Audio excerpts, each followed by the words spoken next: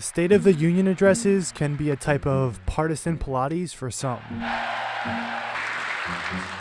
For others, it can be a direct ticket to becoming an internet meme. Behind many of these reactions is a careful calculation, and we break it down. You won't find many Democrats jumping out of their seats for President Trump.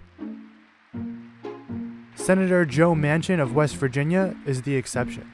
He's sitting right in the front, and that's likely not a coincidence. Here he is again applauding Trump's jab at those who kneel for the national anthem, and again after Trump mentions rising wages.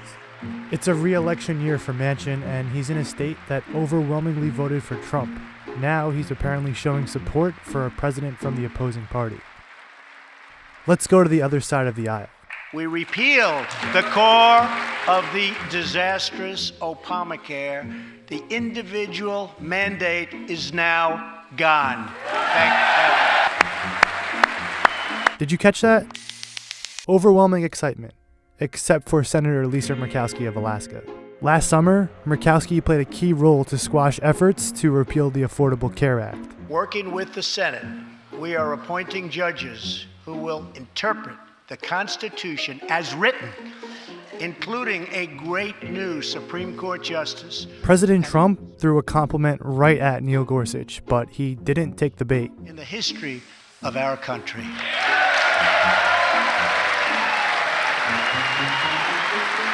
Did you notice who stood? Senator Joe Manchin. But justices must make careful and largely coordinated choices about what statements are uncontroversial enough to warrant applause. We can achieve absolutely anything. America is grieving for you.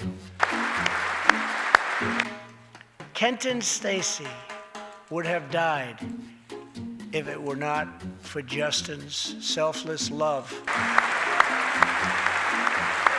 Another group that attempts to play it down the middle, the military officials. Like the justices, they must decide what is partisan platitude and what is not. And I will not stop until our veterans are properly taken care of, which has been my promise to them from the very beginning of this great journey.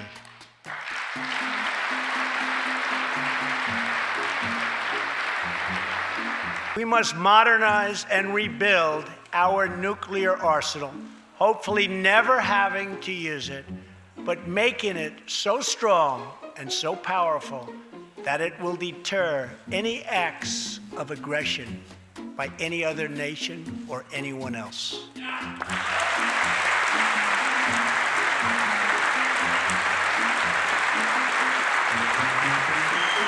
Watch as they hesitate.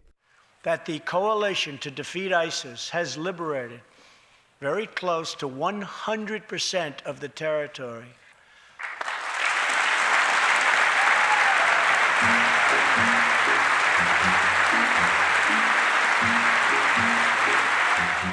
To clap or not to clap? In a deeply divided Congress, applause or silence can send a powerful message.